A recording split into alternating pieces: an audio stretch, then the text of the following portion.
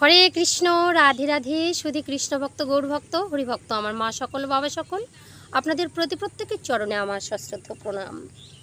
প্রণাম জানাই আমার সাধুগুরু বৈষ্ণব মণ্ডলীর চরণে। অনলাইন উপস্থিত যত আমার দাদা মায়ের আত্মীয় স্বজন ভাই বন্ধু রয়েছেন, সবাইকে আমার অন্তরঙ্গস্থল থেকে অনেক অনেক ভালোবাসা, অভিনন্দন, প্রণাম। বলুন আপনারা কেমন আছেন? আশা করি প্রাণ গোবিন্দ রাধারানী কৃপায় সকলেই ভালো আছেন। আমিও আপনাদের অনেক অনেক আশীর্বাদ ভালোবাসাই খুব ভালো আছি। তো বাবা, আজকে আপনাদের সামনে যে পালা প্রসঙ্গে আমি বর্ণন করতে চলেছি, যে নিজের পরিবর্তন আমরা কি করে আনতে পারি, আমরা সংসার মায়ামোহ জাল থেকে কি করে বেরিয়ে আসতে পারি। তো এই ভিডিওটা যদি শুনতে চান তাহলে অবশ্যই আমার পুরো ভিডিওটা দেখতে হবে, ভিডিওটা একদম স্কিপ না করে। তো তার আগে বলতে চাই, যদি ভিডিও দেখে আপনাদের ভালো লাগে অবশ্যই চ্যানেলে লাইক, শেয়ার, কমেন্ট করে চ্যানেলটি সাবস্ক্রাইব করে পাশে থাকবেন। যারা আগে থেকে আমার চ্যানেলটি সাবস্ক্রাইব করে আমার ছোট্ট বড় ভিডিওগুলো দেখছেন, আপনাদের প্রতি প্রত্যেকের চরণে আমার সশ্রদ্ধ প্রণাম, অন্তরঙ্গস্থল থেকে অনেক অনেক ভালোবাসা, অভিনন্দন। তো চলুন আমরা ভিডিওতে প্রবেশ করি। অখণ্ড মণ্ডলাকারং ব্যক্তং যেন চরাচরম তৎপদং দর্শিতং জ্ঞান তস্মৈ শ্রী গুরুবে নমঃ। অজ্ঞানতিমিরান্ধস্য জ্ঞানাঞ্জন শুলকয়া চক্ষুরুন্মিলিতং যেন তস্মৈ শ্রী গুরুবে নমঃ। গুরু কৃপা হি কেবলম, গুরু কৃপা হি কেবলম, গুরু কৃপা হি কেবলম। জয় গুরু। তো বাবা, এই যে পরিবর্তন কথাটা বলা হয়েছে, আমরা তো মানুষ, তো মানুষ হয়ে যখন এসেছি, অনেক জ্ঞান আছে, গরিমা আছে, সংসার করছি, আত্মীয় স্বজনদের সঙ্গে নিয়েছি, এই যে পরিবেশের সঙ্গে অ্যাডজাস্ট হয়ে আমরা চলছি। কিন্তু এই যে ভৌতিক শরীরটা ধারণ করেছি বলে, কথা বলতে পারছি বলে, সবারই সঙ্গে আত্মীয়তা রেখেছি বলে, তাই কি আমরা মানুষ হয়ে গেলাম বাবা? বলুন তো। না গো, আমরা মানুষ হতে পারিনি এখনো, আমি পারিনি। এ বিশ্ব ব্রহ্মাণ্ডের মধ্যে যত রকমের মানুষ রয়েছে, তাদের মধ্যে আমি ক্ষুদ্র একটি নরকীট বলতে পারি। কৃষ্ণ প্রেমে বাবা মতি নেই, কৃষ্ণ কথা হরি কথায় রুচি নেই আমার। আপনাদের মতো সাধুসন্ত গুণীজনের কাছে আমি এসেছি, করজোরে প্রার্থনা করি, আমাকে একটু আপনারা আশীর্বাদের হাতটুকু মস্তকে রেখে আশীর্বাদ করবেন। এই নরাধম যেন আপনাদের চরণ প্রাপ্তি হয়, যেন গুরু কৃপা লাভ করতে পারে, যেন কৃষ্ণ প্রেমে মতি হয়, রাধারানীর কৃপা লাভ করতে পারে, এটুকু আপনাদের কাছে আমার চাওয়া। তো বাবা, একটা কথায় সাধকরা বলেছেন যে মানুষ হলেই তাকে মানুষ বলে না, আর মানুষ হয়ে যদি না থাকে তার জ্ঞানের চেতনা। তো নিজের পরিবর্তন আনতে চাইছি আমরা। কখন এটা মনে হয়, যখন আমাদের যারা কোনো ভুল কাজ হয়ে যাচ্ছে, কিন্তু সেখান থেকে বেরিয়ে এসে আমি ভাবছি যে কি হলো, আমি কেন এটা করে ফেললাম। তাহলে যেই কাজ করতে আমাদের বিবেক ভ্রংশ হয়, বিবেকে আঘাত করে, সেই কাজ থেকে আমাকে বেরিয়ে আসতে হবে। এটা আমাদের পরিবর্তন। যে কাজগুলো আমি করতে চাইছি না, অথচ আমাকে করতে হচ্ছে, বাধ্য হচ্ছি। এই সংসার মোহ মায়ায় আমরা যে আবদ্ধ হয়ে আছি, সেখান থেকে বেরোতে পারছি না। এটাই হচ্ছে পরিবর্তন।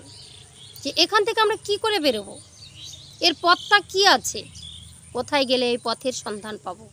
নিজের জন্য তো কিছু আছে বাবা। যাকে সংসারে আঁকড়ে ধরে এতদিন ভালোবেসে এসেছি, তাদের কাছ থেকে যখন আঘাত প্রাপ্তি হই, সংসারে যখন দুঃখ জ্বালা উপস্থিত হয়, সবার দ্বারা আমার প্রতি দুঃখ জ্বালা যখন উপস্থিত হয়, তখন মনটা বলে যে কোথাও আজই চলে যায়, এক্ষুনি সংসার ত্যাগ করে যাব, আর সংসারে থাকবো না।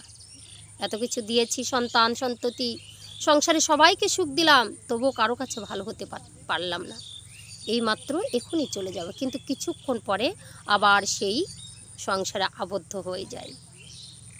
তখন আবার যেন আমাদের একটা সুখ উপলব্ধি হয়, ইস, এই তো সংসার, আমারই তো সংসার, কেনই বা রাগ করেছি, সব তো আমার। এই যে আমার জায়গাটা, এটা কিন্তু বাবা ঠিক নয়। আমার কিন্তু এটাই, এখান থেকেই বেরিয়ে আসাটাকে বলছে পরিবর্তন। এ বিশ্ব ব্রহ্মাণ্ডে তাহলে সত্যিটা কি?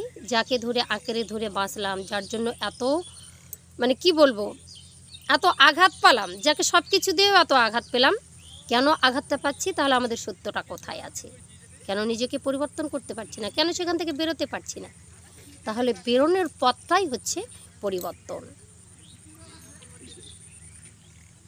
এখান থেকে যদি বেরিয়ে আসতে হয়, তাহলে আমাদের কি করতে হবে? আমাদের জ্ঞানের প্রয়োজন আছে, আমাদের শিক্ষার প্রয়োজন আছে। একজন পথের সন্ধানকারী ব্যক্তির সঙ্গে বা কিছু পথের সন্ধানকারী ব্যক্তির সঙ্গে উঠা বসা করার প্রয়োজন আছে।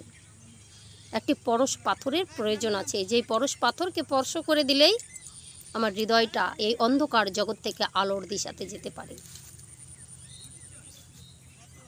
এক পরশ পাথরে যদি সোনাকে চিনতে পারে বাবা, তাহলে তদ্রূপ একটি ব্যক্তির যদি সংস্পর্শে আমাদের হৃদয়ের অন্ধকার দূরীভূত হতে পারে, আমরা যেন বুঝতে পারি যে এই সংসার আমাদের জন্য নয়, এই পুত্র সন্তান আদি যাকে আঁকড়ে ধরে আছি সেটা আমাদের জন্য নয়। কিন্তু থাকতে তো হবে সাময়িক, যেহেতু আমরা শরীর ধারণ করেছি, তার একটা মায়া সব কিছু থাকবে, কিন্তু আত্মা যে আছে তারও তো উদ্ধারের একটা পথ আছে।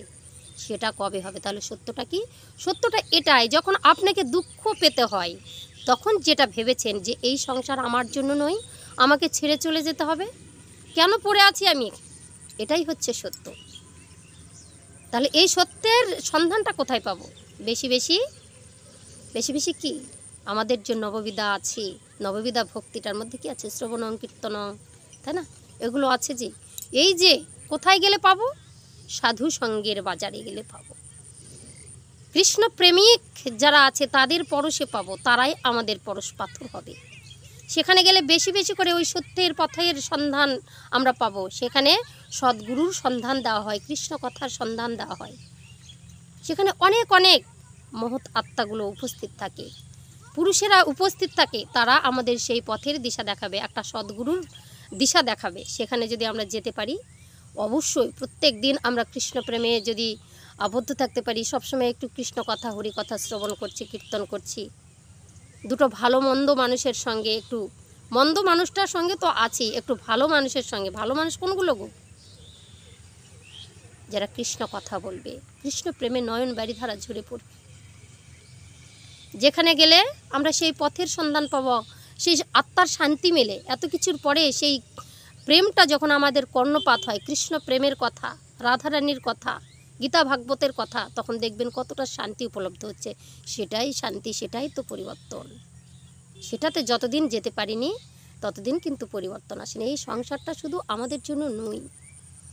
সত্যটা কখন বুঝতে পারি? যখন খারাপ কাজ আমাদের দ্বারাই হয়ে যায়, বিবেক যখন ভ্রংশ হয়, তখন মনে হয় যেই কাজের জন্য বিবেকটা ভ্রংশ হচ্ছে সেই কাজটা কেন করছি।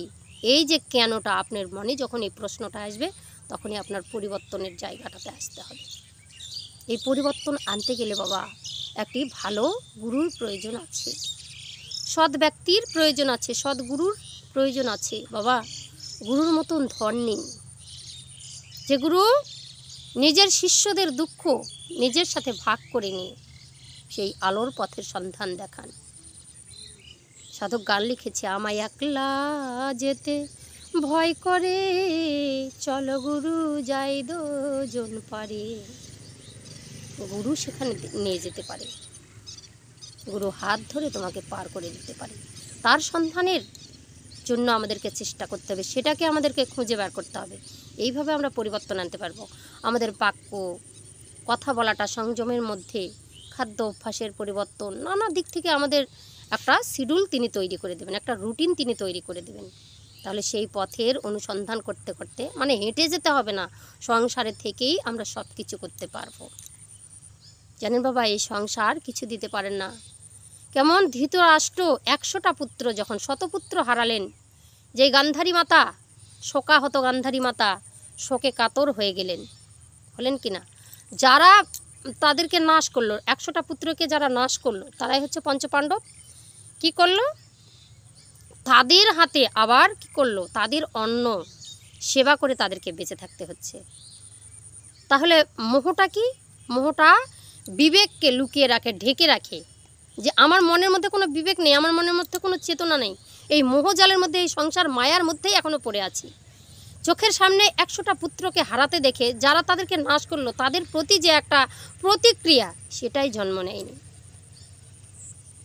ভাতের থালাটা, অন্যের থালাটা যখন এনে সেই যুধিষ্ঠির বলছে, জ্যাঠামশাই জ্যাঠামশাই গ্রহণ করো, প্রত্যেক দিন সেবা করে, প্রত্যেক দিন থাকে। যাদের 100টা পুত্রবধূ বিধবার বেশ পরে সামনে ঘুরে বেড়াচ্ছে, তাদের এখনও বিবেকটা ভ্রংশ হয় না, তাদের এখনও বেঁচে থাকার আকাঙ্ক্ষা, এখনও সংসারের প্রতি আকাঙ্ক্ষা, তাদের মনের মধ্যে এখনও কোনো চেতনা জাগলো না। সেটাও আমাদেরই মতো বাবা। চিৎকার করে ডাকছে, জ্যাঠামশাই খাবার গ্রহণ করুন। দূর থেকে বিদুর কাকা এসে বলছে, ছি ছি ছি ছি, দাদা তোমার কি লজ্জা বলতে কিছুই নেই? যাদেরকে মারবার জন্য কি করলে, ভিটে ছাড়া করলে, রাজত্ব কেড়ে নিলে, তাদের কুলবধূকে তুমি টানতে টানতে, তোমাদের কুলবধূকে টানতে টানতে তুমি সেই চিলতা হানি করলে, চোখের সামনে দেখলে তুমি, তাদের অন্য তুমি কি করে সেবা করে বেঁচে থাকো? এই সংসার মোহ মায়া জাল থেকে তুমি বেরিয়ে এসো। যেই বিদুরকে বারবার আঘাত করেছে ধৃতরাষ্ট্র, তাদের ছেলেরা দুর্যোধন, দুঃশাসন সবাই আঘাত করেছে বিদুর কাকাকে। সেই ধৃতরাষ্ট্রকে পার করবার জন্য সেখানে বিদুর চলে আসলেন। বিদুরজি সৎ ব্যক্তি সেখানে এসে হাজির হলেন। ধৃতরাষ্ট্র যেই না ভাতের থালাটা দেবে বাবা এই যুধিষ্ঠির, সঙ্গে সঙ্গে ধৃতরাষ্ট্র বলছে, বাবা আমি আর খাবো না, আমি আর খাবো না তোদের অন্ন, অনেক খেয়েছি আমি, 100টা পুত্রকে খেলাম, রাজত্ব হারালাম, সব কিছু খেয়ে বসে আছি, আর খাবো না। বলছে, কেন জ্যাঠামশাই?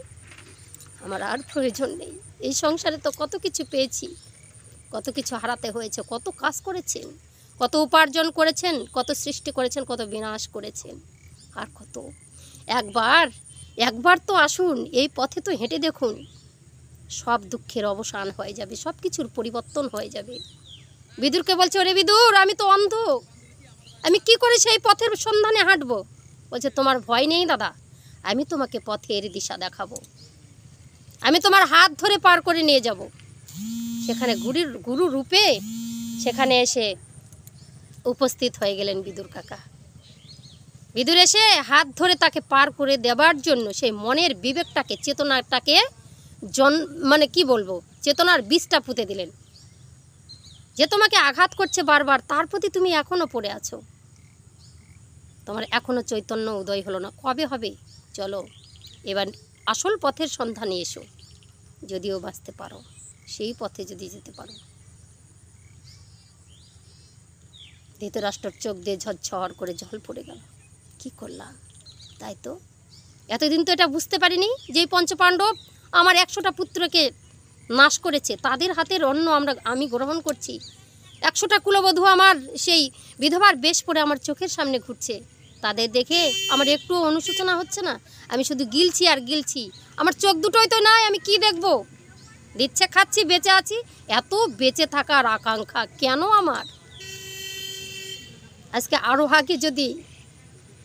আগে যদি বিদুরের মতো সৎ ব্যক্তি আমার কাছে এসে দাঁড়াতো, আরও আগে যদি গুরুর হাতটা ধরতে পারতাম, তাহলে আমার চৈতন্য উদয় হয়ে যেত, আমার এই মোহটা কেটে যেত, আমার জীবনের পরিবর্তন আরও আগে আনতে পারতাম। কিন্তু সেটা তো করিনি। প্রত্যেকটা ব্যক্তির জীবনে এই রকম বিদুরের মতো সৎ ব্যক্তি, বিদুরজির মতো সৎ ব্যক্তির প্রয়োজন আছে, যে আমাদের এই যে হৃদয় মন্দিরে এই অন্ধকার ছায়াটাকে দূর করে আলোর দিশা দেখাতে পারে। প্রত্যেকটা ব্যক্তির জীবনে পরিবর্তন এসে যাবে বাবা। সময় থাকতে হরি বলো, নইলে বলা আর হবে না। যতক্ষণ বেঁচে আছি ততটুকু বলবার শক্তি আছে বাবা, এখনই চলে গেলে আর বলার সময় হবে না। কোথায় যাব? পরে গিয়ে তাকে কি বলবো? সময়টা তো সব শেষ করে দিলাম। তাহলে পরিবর্তন আনতে গেলে বাবা একটা সদ্গুরুর প্রয়োজন আছে, যেই সদ্গুরুকে ধরলে আপনি এই অন্ধকার জগৎ থেকে আলোর দিশাতে হাঁটতে পারবেন।